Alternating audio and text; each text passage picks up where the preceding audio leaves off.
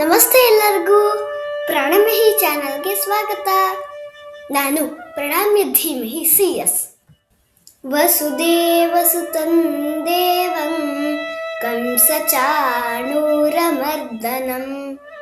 ದೇವಕೀ ಪರಮಾನಂದಂ ಕೃಷ್ಣೌ ವಂದೇ ಜಗದ್ಗುರುಂ. ಶ್ರೀಕೃಷ್ಣೌ ವಂದೇ ಜಗದ್ಗುರುಂ. ಜೈ ಶ್ರೀಕೃಷ್ಣ. ಶ್ರೀಕೃಷ್ಣನ ಕಥೆಗಳು. ಒಂದಷ್ಟು ಸಮಯ ಸರಿಯಿತು. ಶ್ರೀಕೃಷ್ಣ ಮತ್ತು ಬಲರಾಮ ಬಲಶಾಲಿಗಳಾದ ಸಂತೋಷಭರಿತರಾದ ಹುಡುಗರಾಗಿ ಬೆಳೆದರು. ಶ್ರೀಕೃಷ್ಣ ಸದಾ ಹಳದಿ ಬಣ್ಣದ ವಸ್ತ್ರಗಳನ್ನು ಧರಿಸಿದರೆ ಬಲರಾಮ ನೀಲಿ ವಸ್ತ್ರಗಳಲ್ಲಿ ಕಂಗೊಳಿಸುತ್ತಿದ್ದ.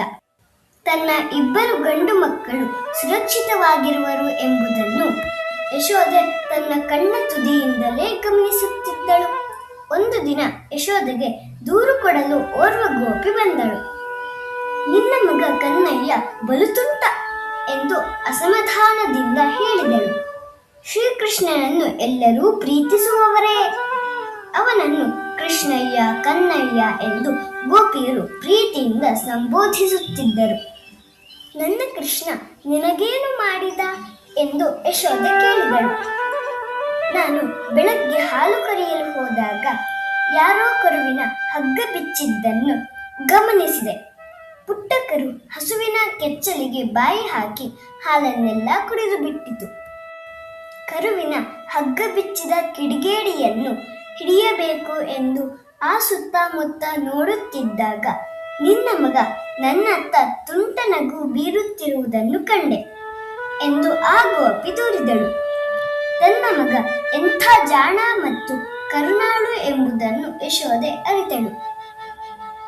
ಒಂದು ದಿವಸ ಒಬ್ಬಳು ಗೋಪಿ ಸಿಟ್ಟಿನಿಂದ ಶ್ರೀಕೃಷ್ಣನ ಮನೆಗೆ ಬಂದಳು.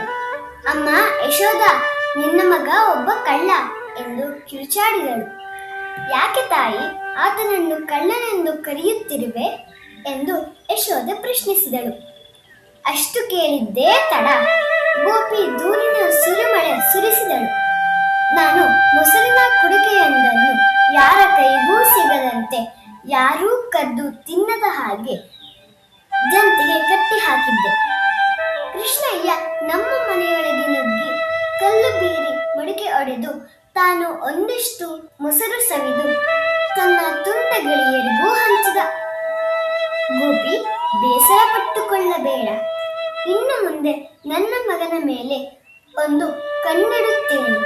ನಿನ್ನ ಮನೆಯ ಮೊಸರು ಕದಿಯದಂತೆ ನೋಡಿಕೊಳ್ಳುತ್ತೇನೆ ಎಂದು ಯಶೋದೆ ಆ ಗೋಪಿಯನ್ನು ಸಮಾಧಾನಪಡಿಸಿದಳು.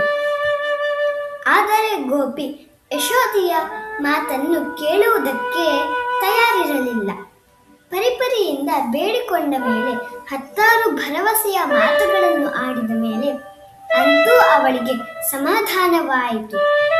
ಮಗ ಎಷ್ಟು ತುಂಟನಾಗಿದ್ದಾನೆ, ಎಷ್ಟು ಜಾಣನಾಗಿದ್ದಾನೆ ಎಂದು ಯಶೋದೆ ಬಗೆ ಬಗೆಯಾಗಿ ಯೋಚಿಸಿ ವಿಸ್ಮಿತಳಾದಳು. ಕಾಲು ಸರಿದಂತೆ ಶ್ರೀಕೃಷ್ಣ ಬೆಣ್ಣೆ ಮೊಸರು ಕದಿಯುವುದರಲ್ಲಿ ನಿಸ್ಸೀಮನಾದ. ಇಂದಿನ ಕತೆ ಮುಗಿಯಿತು. ಮುಂದಿನ ಕಥೆಯೊಂದಿಗೆ ಭೇಟಿಯಾಗುತ್ತೇನೆ. ಧನ್ಯವಾದಗಳು.